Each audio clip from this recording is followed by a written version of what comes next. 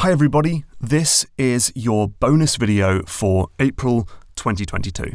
So earlier this year, I was given an amazing opportunity to do a series of guest lectures at a university in the Netherlands. I travelled there, lived there for a while, gave 4 different lectures as well as workshops and consultancy sessions. It was a fantastic experience, and I wanted to share some of these lectures with you. So the third lecture I did was about economy and resource management, and so that is a video that I've just released on YouTube. But the first lecture I did was this one, How to Steal Like a Game Designer. It's a kind of high-level look at how I analyze games and apply that kind of research to GMTK videos as well as the game development that I've started doing. So I wanted to kind of give you that lecture as a bonus video. I might turn it into a GMTK video in the future, but it's a kind of a good one to have in my back pocket for now while I'm doing more lectures and teaching at universities and schools, because it's a good one for people who are just starting to get into doing game design research and stuff like that. But at some point I will turn it into a GMTK video. But here we go. So this talk is called How to Steal Like a Game Designer, and you may be wondering what that really means. What is this talk all about? Well, perhaps the best way to go about it is to give you some kind of example. So imagine that you're making a game with melee combat, a game where you're beating people up with swords or a big hammer or just hitting them with a stick or whatever, and you're working on the code, the animation, the art, the sound, doing some play testing, trying out different prototypes. It's all coming together quite nicely. But then something kind of happens that you didn't really foresee. You start doing a strong, slow, heavy attack against an enemy. Your sword is like swinging over your head and slowly about to come down on the foe. And in that time, the enemy rolls out of the way to the point where your attack is no longer going to connect. And you realize that you hadn't really thought of this, and you kind of need to make a game design decision right now. Like, what should happen in this instance? Because there's kind of 2 outcomes. Like, one, A, is that the player has to wait for the attack to finish. Like, if you started doing a slow attack animation, then you can't do anything until, it follows through and finishes. But you could also say that maybe the player can cancel the attack. They could interrupt it by doing something else, by jumping or rolling or doing a different move, and so the player could change their mind. And, both are valid, but which one fits this game? Which one should we use? Well, how to answer this and millions of other game design questions you might have is to go play some other games in the genre and see what they've done and kind of learn from those. This is something that I've found myself doing a lot when making my Magnet game, when I have some kind of game design conundrum to play, or at least think about the games that I like and the games that I've played and see how they work. How does Yoshi's Island's aiming system work, and could I apply some of that to my own game? And just to be clear, this is something that's happening throughout the games industry. It's not stealing, it's not plagiarizing, it's just how things work. This is a funny tweet from a principal game designer over at Naughty Dog, talking about how all of the design meetings around the world now are just people talking about how Elden Ring works and maybe how ideas from that game can be implemented into their games. This is just a good practice and how it works. So perhaps we could go and play some games and see what happens when you do big heavy attacks. Can you cancel those animations? So we play Dark Souls and we get a huge sword and we lunge it towards an enemy, and in that time we try and press all the other buttons on the controller and we find out that no, you can't do anything. Basically, if you are committed to an attack in Dark Souls, you're really committed. You've got to see it through to the end. And so that's how games work, I guess. You got to wait for the attack to finish. That's what we'll put into our game. But of course, you might want to play some other games, or do due diligence and see what other games do. So maybe play Devil May Cry or Bayonetta or something like that, and you do a heavy attack and then realize that, in this game you can cancel the animation. You can interrupt basically any attack you want, any attack you're doing, by rolling or dodging or jumping or doing a different move. You can change your mind at any moment. So I guess maybe the answer is B. You can cancel the attack, and now we're kind of basically back to where we started. That didn't really help at all. We still don't know if games should let you cancel the attack or not. And when it comes to implementing the mechanic in our game, I guess we should maybe just flip a coin and see what it lands on and go with that. But no, of course, that's not the right answer, because this is only the very first step of our research into how games work. Because just asking what do games do, what are the mechanics of the game is not enough. We need to ask the question, why does Devil May Cry let you cancel attacks, and why doesn't Dark Souls? Now, there is a nice answer to this, and it comes in the form of 3 different letters: M, D, and A. This is a framework for understanding how games are designed and is used for making games as well as researching games. It comes from a paper written in the early 2000s looking at how a sort of comprehensive framework for understanding games. And it uses these 3 letters to mean 3 words: mechanics, dynamics, and aesthetics. So, what do those mean? Well, mechanics is talking about what are the rules of the game. What's in the code? What's the logic? What do the buttons do? How do the enemies work? This is just the real nuts and bolts of how the game works. So in Pac-Man, for example, one of the mechanics is that the ghosts move to specific tiles based on Pac-Man's current location and direction. That is one of the mechanics in Pac-Man. The dynamics is how do those mechanics make you act? How does it change and affect your behavior? So if the ghosts are constantly moving towards your position, that means in Pac-Man that you are constantly moving away from those ghosts. You are constantly trying to look for ways to get away from them, places that you can dip into to get away from their sort of constant hounding of you. You're always making changes to your direction and position to get away. And then aesthetics is, well, how does that make you feel? How does playing in that way change your emotional reaction to the game? Like, what is the experience of playing the game? And so for Pac-Man, well, it kind of feels a bit like constantly running away from an unstoppable enemy force, this sort of panic and fretting, almost like running away from a zombie invasion or something. And so when we come back to that question of, why does a game have a certain mechanic, we kind of need to realize that designers choose game mechanics because they create dynamics. They change our behavior. They make us play in a certain way. And that way of playing influences the aesthetics of the game, the way the game feels, its experience, the emotional reaction to the game. And so we can't analyze game mechanics in isolation and just say, this game has that and this game has this and it's good or bad, or we should steal from this game because I like that game mechanic, I think it's cool, it's fun. We can't just look at it just as a single game mechanic. We need to look at it as part of the wider, larger MDA picture. How does it fit within that relationship? And so that is what this talk is really about. I'm going to talk to you about how to analyze games by identifying and describing the mechanics, the dynamics, and the aesthetics in the games that we play. And then I'm going to show you how we can see the relationships between those things, like how do the mechanics impact the dynamics. And then finally, we'll look at how to apply this to a research problem like the one we had at the beginning with the attack animation cancelling, and how we can use MDA to solve this problem.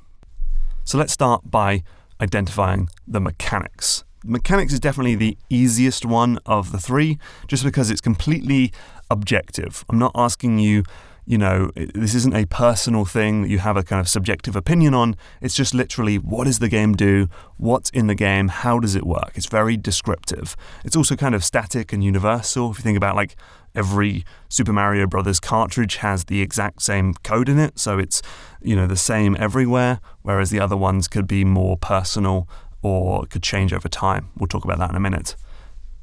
So mechanics are things like, what are the rules of the game? What can you do? What can't you do? What do the buttons do? How long do things take, like cooldowns? How do enemies react to your behavior? Things like that. Some of these mechanics are like it's just super obvious and very surface level and very easy to come by. So things like in Halo, you know that you can only carry 2 guns at once. Or in Dark Souls, you know that when you die, you drop your souls in the place where you died and then you have to go back and get them. Or in Super Mario, if you get 100 coins, it turns into a 1-up. These are like, if you play the game for any amount of time, you'll know about these mechanics. Other ones might require a bit of research, and so this is something I do a lot with GMTK, is playing a game like, for example, the Zelda games, doing the boss keys and dungeon designs. I need to get in there with a map and sort of plot out where the keys and locks are. I need to make my little charts. You might want to look at, like, in these examples, if you wanted to know exactly how often enemies spawn in Super Crate Box, or how often or how long it takes for your ultimate to recharge in Overwatch, you can kind of get an idea of that, but to get the exact number, you're going to need to get in there with a stopwatch or whatever. Or in Fallout New Vegas, you kind of have an idea of which actions would lead to positive karma or negative karma, but to know exactly, you'd want to do that research and kind of go through with a chart or a table and kind of plot it out in a more sort of scientific, researchy type way. It's also worth noting that some mechanics are hidden and so can't be identified just by playing the game. So some mechanics are intentionally designed to be something that the player doesn't know about, like the adaptive difficulty in Resident Evil 4, or the way that the item drops in Half-Life 2 are kind of based on the items that you need right now. Those are supposed to be kind of obscured from the player. And like in Spelunky, you have these item crates that drop items that are random. But there is like a chance for, each item has a certain chance for dropping. But to find that out would take, tens of thousands of hours of playing the game. So luckily, a lot of that information is available online because either players have like crowdsourced it through, you look at like the Dark Souls wiki and it's just got all the information you'd ever need about that game. Or the information has been just kind of taken out of the game files or whatever. So like the drop rates for items in Spelunky, right there on the Spelunky wiki. Very useful to think sometimes outside of the game and do research in that way as well. Now at this point, we're not asking, why these mechanics are in the game. We're not asking for any kind of opinion on them. We're just looking at what are the game mechanics. So as an example, I want to look at Doom 2016, just because I feel it has one of the most clear and obvious and easy to understand MDA relationships of basically any game from the last few years. So here are some mechanics from Doom. Doom gives you loads of ammo. This is a game that just has an endless amounts of ammunition. Here's a mechanic. You get health by doing glory kills on enemies. So you need to stagger enemies and then punch them if you want to get health. And the enemies in the game backpedal. They are designed to hang back and create distance between them and the player. So those are all just objective, descriptive examples of mechanics in the game. So next we want to look at how we identify the dynamics of the game. So dynamics is about how we play in reaction to those mechanics. It's the choices we're making, the way we play, the speed we play, things like that. Now it's important to note that dynamics only happen when the player interacts with the game. This is about the relationship between the player and the mechanics. The mechanics, are just kind of there, but the dynamics come into their own when the player comes into contact with those game mechanics.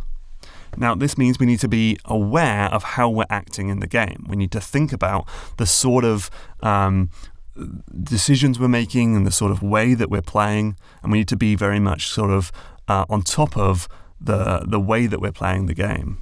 So, for example, you might ask yourself, are you playing this game really fast, or are you playing more slowly? Are you facing enemies head on, like getting right up in their face, or are you tagging from afar and deciding to play more from a distance? Are you playing very cautiously or more recklessly? Are you attacking enemies, or are you spending more time fleeing and running away? Now, a quick warning, which is that something that I've discovered when doing GMTK, is that when you start observing your own gameplay and really thinking very consciously about how you're playing the game, it can end up changing how you play. This is something I found, for example, when doing the Zelda dungeons for boss keys. I initially would start by just sort of analyzing the dungeon as I went, but I found that the act of thinking about the dungeon and mapping it out and stuff like that would subtly change the way I played compared to a sort of normal experience. So I ended up just sort of playing the dungeons through once, just kind of as a fan, as a player, and enjoying it, and then afterwards interrogating my own feelings of the dungeon, and then going through it again with a map and a graph and charting it all out. That was very useful for me. So we've looked at mechanics and we looked at dynamics, but now it's important to look at the relationship between them. How do different mechanics change the dynamics of the game? So one thing is that we change our behavior based on what we have and what we don't have. So one example would be time in Super Metroid. If you for most of the game you have unlimited time, so you just explore, take your time, you don't feel too much of a sense of rush.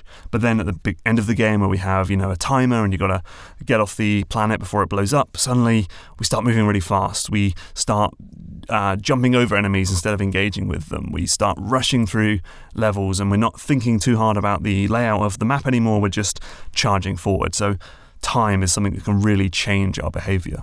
Or health.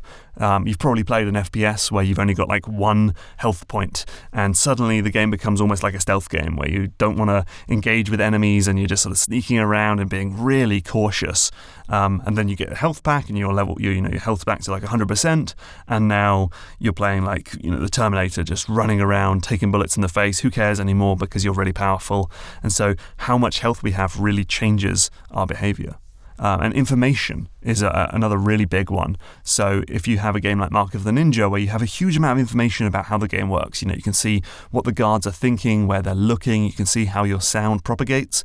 That really allows you to like make intentional plans and really kind of rely on that information.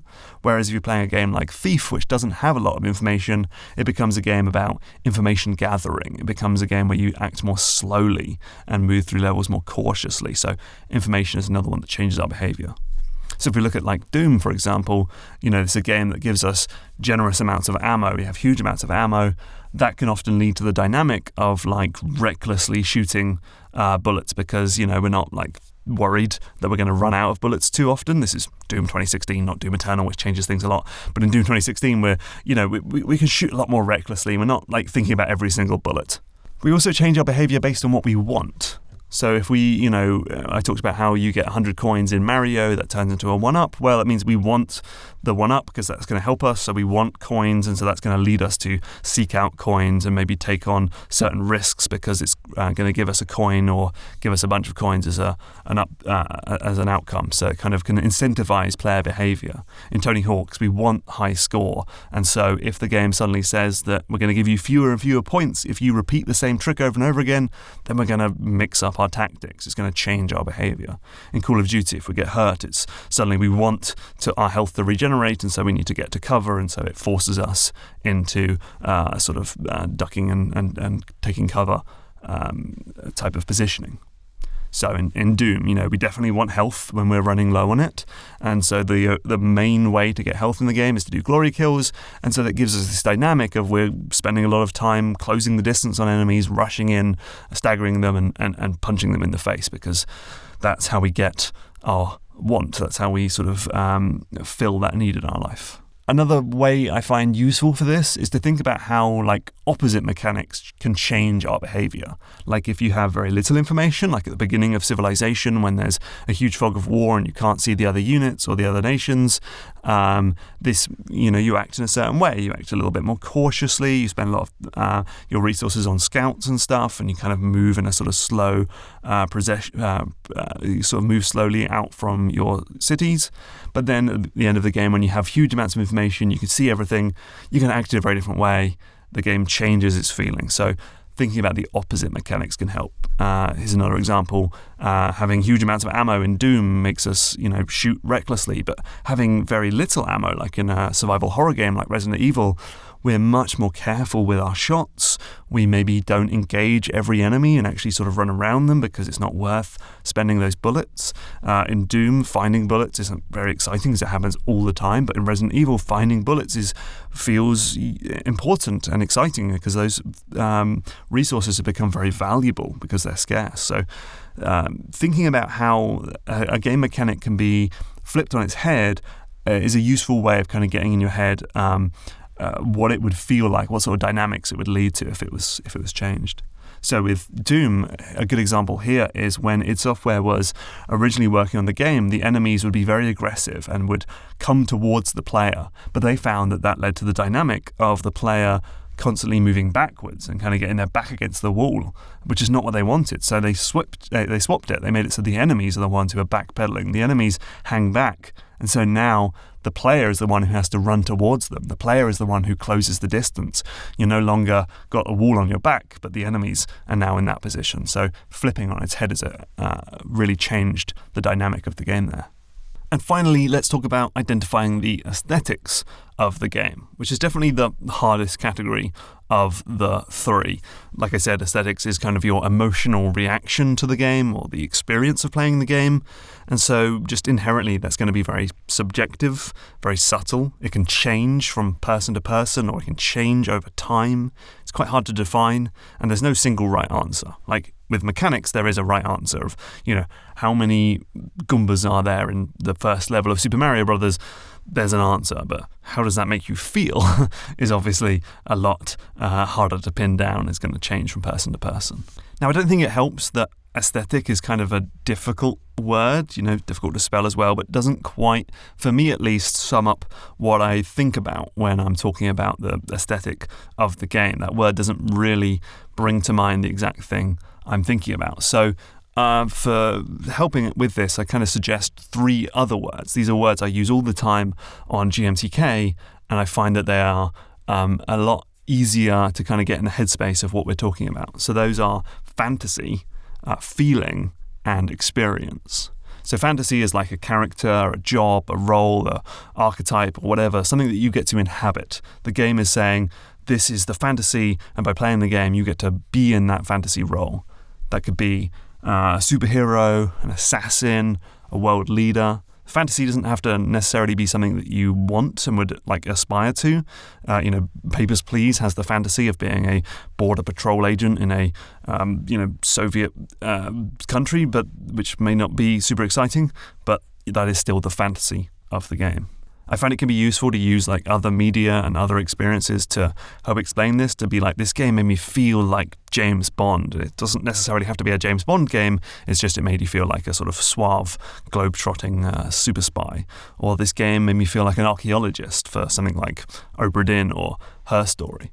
Or you could use Animal or other experiences. This game made me feel like a tiger, like a predator, like I was king of the jungle. I find it's useful to look at the marketing because it usually kind of suggests the fantasy for the game, especially in big AAA console games. These 3 games have all got just a picture of a dude on the box, and they're all saying play this game and you get to feel like a pirate or a Batman, or the Batman, or a globe-trotting assassin dude.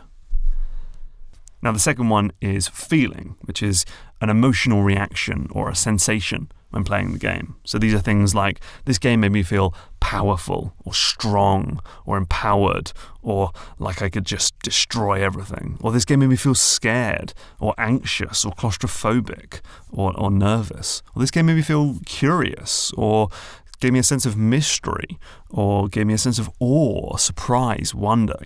These are the feelings that we have when we're playing the games. So we need to be aware of our actual emotional response to this artwork. I feel like a lot of the time you can kind of feel it almost subconsciously, and so we need to really think about it in a more conscious way. So we need to sort of elevate it to a conscious level and find words to talk about it. You can sometimes feel it in your body language, this guy is probably not playing Animal Crossing, he could be playing Doom. He's got gripping the keyboard and mouse, he's lurching forward, he's got teeth out. We don't actually look like this when we're playing games. It's usually a huge exaggeration, but you do have a certain sort of feeling in your body when you play games. It's something that I like to think about when I'm talking about games on GMTK. Is really putting myself in that headspace and trying to exaggerate the feelings of games, because they help me understand what the game was making me feel. Marketing can also be a good way to understand what the feeling of the game is supposed to be. marketing for games is not about telling you how many levels are in the game or how many guns are in the game, but it's kind of giving you what is the aesthetic of the game, what should your emotional response to this game be, and that's what marketing is trying to evoke. So in this piece for Fallout 3, you kind of have this sensation of exploration, of this mountain off in the distance, of this crumbling world, the sepia filter over it, all kind of gives you this feeling that Fallout 3 evokes through its mechanics and dynamics. Also art and music, like Ghost Runner is this game. It's all about, this sort of high-tempo gameplay, and that's the kind of feeling it wants you to have of just kind of being this awesome badass ninja, and the high-tempo music and the neon graphics really like amp that up and evoke those same feelings. And then finally, there's experience, which is kind of the hardest one to describe, but it's like your personal story, your personal experience of playing the game. So like, what is your experience of XCOM? Well, it's like, well, I'm like this commander and I'm in charge of these units, but they can die and that feels bad.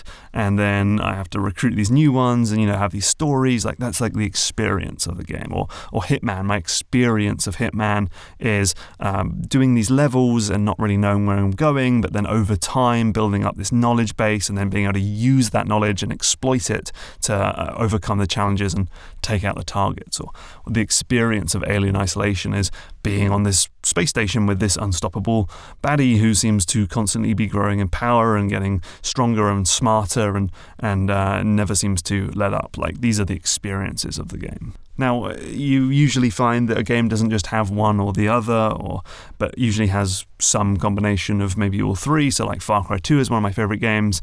It has a fantasy of being a mercenary in Africa. That's a cool fantasy. It has loads of feelings of like being outmanned, outgunned, feeling anxious when you're running out of malaria pills, or feeling nervous when your buddy is been killed and you've got no more recourses to survive. Really strong evocative feelings in that game. And then experience, well, my experience of Far Cry 2 was like going to this war-torn world and then feeling completely out of my depth. There's just chaos everywhere, and then trying to slowly crawl my way through the game and get out of that place unscathed. Like those are all the ways that I would describe Far Cry 2. And so, again, we need to look at the relationships between these three things. We've seen how the mechanics change the dynamics, so now how do the dynamics impact the aesthetics? Well, we need to really consider just how the dynamics make you feel. So in Batman, one of the dynamics is that we can hide up in the rafters, we can pounce on enemies, take them out, and then hide again, and then the enemies start getting scared. How does that make me feel? Well, kind of like a lion waiting to pounce on its prey. Like this is the feeling of this game. But maybe you have a slightly more negative feeling, like in XCOM you have this turn timer, and so every turn you do is going to push you closer and closer to failure. That can give you this feeling of tension, of anxiety, of feeling worried about time, which maybe isn't quite so positive. So if we look at those Doom dynamics and mechanics we looked at before, we have things like, having generous amounts of ammo means you shoot quite recklessly, which might have the aesthetic of being like Rambo, just with these huge guns just blasting towards enemies. This thing of, glory killing enemies gives us health, which pushes us closer towards enemies and makes us run towards them and beat them up, which makes us feel like some kind of apex predator hunting down our prey. And likewise with the enemies backpedaling, which makes us close the distance, gives us that push forward combat, makes us feel like a shark just hunting down enemies sort of ruthlessly, taking out prey. And so we can kind of see these connections here of generous ammo leads to reckless shooting, which makes us feel like Rambo, or health from glory kills makes us run towards enemies, which makes us feel like a predator, or enemies backpedal, which makes us close the distance on enemies, which makes us feel like a sort of shark or some other kind of hunter taking out its prey. Now, it's important to note that games can have multiple aesthetics in them. So, I talked about how the aesthetics of Pac-Man is sort of being chased by unstoppable monsters. That comes from the dynamic of the ghosts, that comes from the mechanic of the ghost chasing you down, which is the dynamic of the player constantly moving away from these ghosts, and that's the aesthetic of being chased by unstoppable monsters. But then you get the power pellets, which means that you can now eat the ghosts, and so you turn around and fight them, and so that's a very different aesthetic. That's the aesthetic of turning the tables, of sort of prey becoming predator, of fighting off against a bully and things like that. So it has very different aesthetics.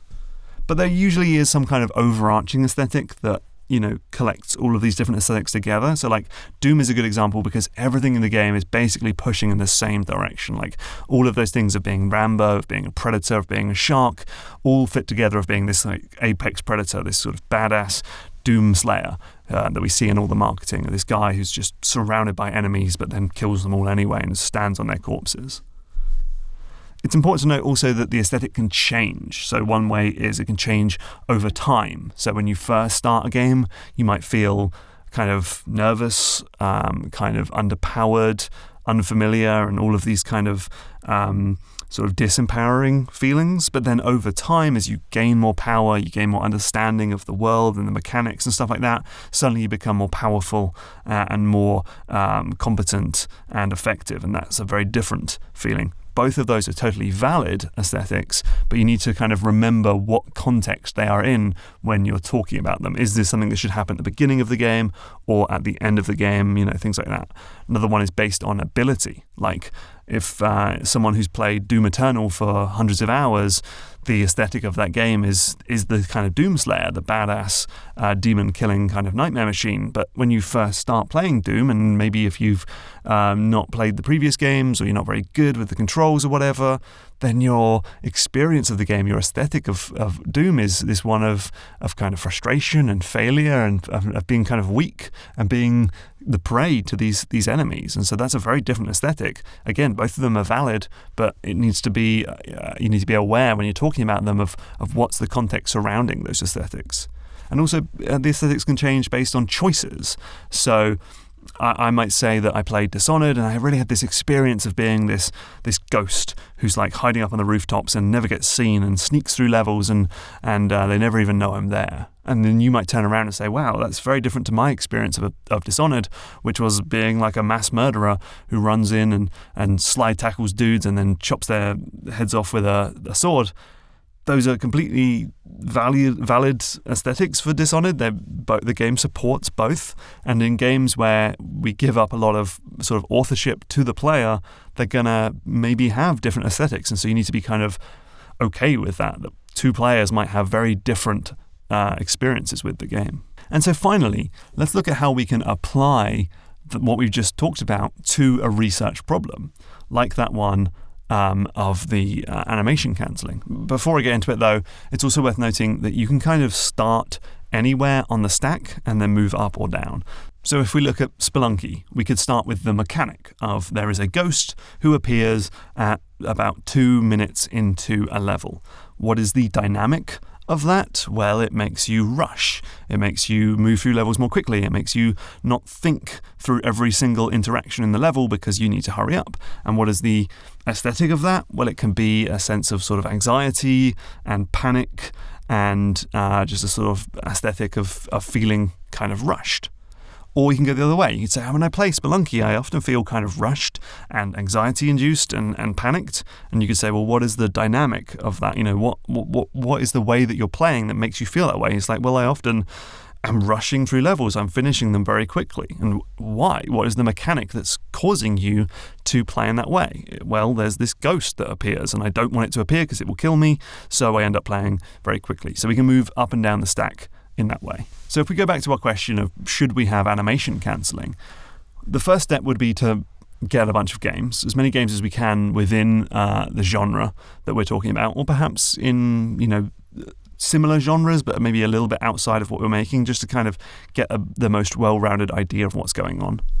Step 2 would be to establish some kind of process for analyzing and researching the mechanics, something we can repeat across games. So in this case, we would want to say, we're going to go into the game, we're going to find a big weapon, we're going to do a slow attack, and then we're going to try, can we roll out of it? Can we jump out of it? Can we do a different attack? How can we interrupt it? And put together maybe like a little graph or a chart of seeing which games allow what. So with Dark Souls, we have the mechanic of no, you can't cancel animations midway through an attack. With Devil May Cry, the mechanic is you can cancel animations midway through an attack, with maybe using like a dodge or a jump.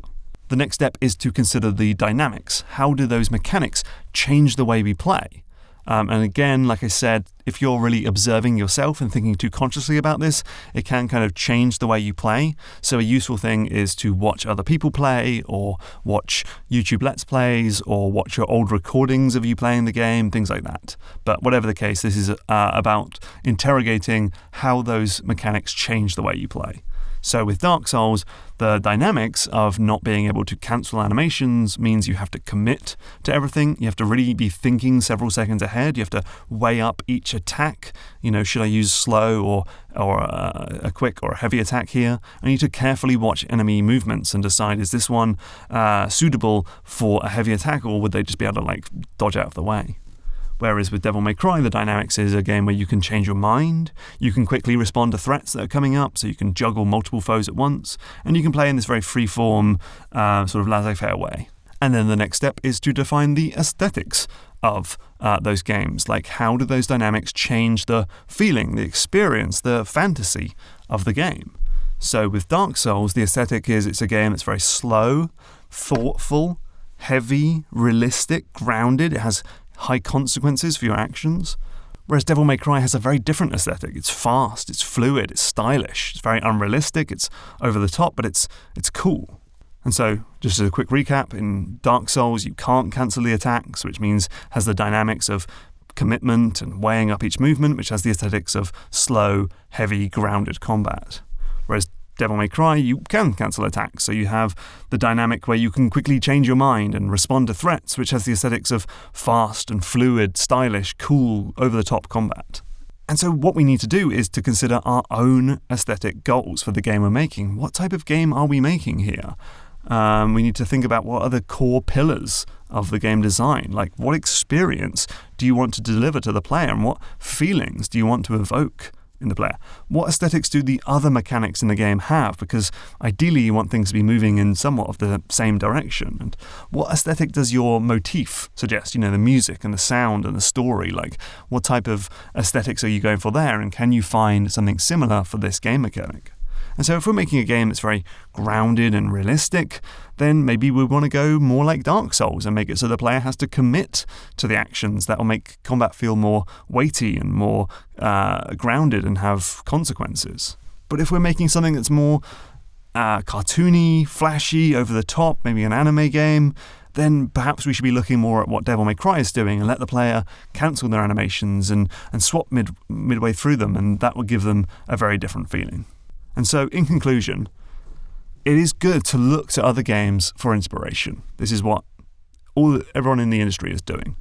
But we cannot analyze game mechanics in isolation. We can't just say, let's just take that from Dark Souls and take that from Assassin's Creed and take that from Mario and that from Zelda. And we can't just take things by looking at them in isolation. We need to use MDA to understand why those mechanics are being used. What do those mechanics change in the dynamics and the aesthetics of the game? And is that fitting what we're making? And then we need to use mechanics that fit the same aesthetic goal that we're going for. Otherwise, we're going to end up with a game that's kind of discordant and broken. And so there we have it. Thank you so much for sitting through this lecture. I hope you found it somewhat interesting and useful. If I make this into a video, it will be very different. It'll be sort of a lot shorter and tightened up. But this had a good reaction at the university, and there was a workshop afterwards where I asked the students to identify some MDA relationships in the games that they've been playing, and it was really successful and really interesting. And so, yeah, thanks for watching, and I'll see you in some videos and Patreon posts in May. Cheers.